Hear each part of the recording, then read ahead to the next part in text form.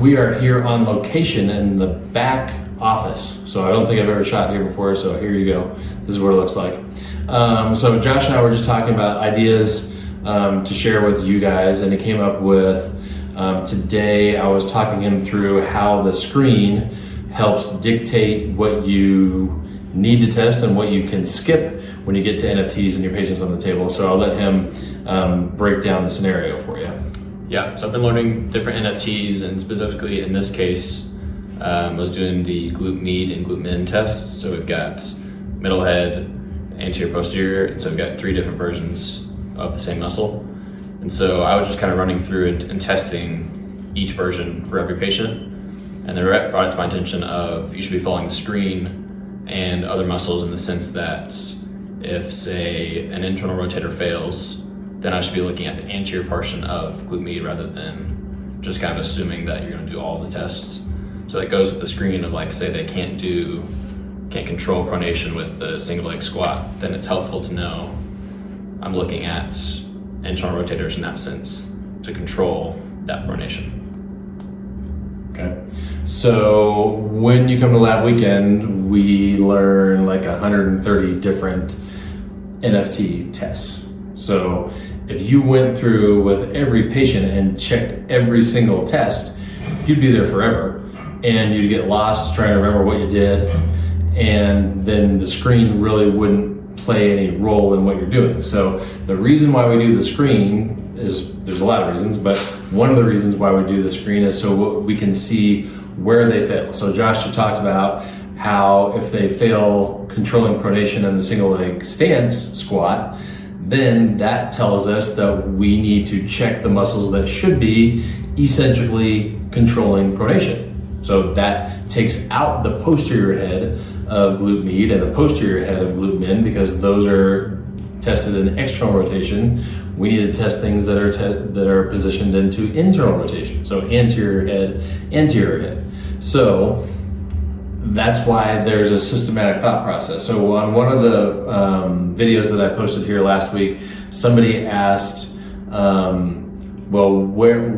would you call this a difficult patient? So I don't really have difficult patients anymore, because once I understood how to trust the process and the system, it gives you a check and balance situation where you can prove your work, and it keeps you moving down the line.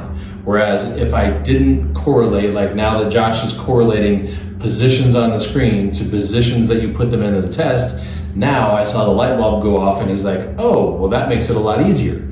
So these are the things that streamline the evaluation to treatment process and the treatment to exercise process and the patient education process the whole way through. So once you get a hold of, and this is Josh's last week, so 6 weeks.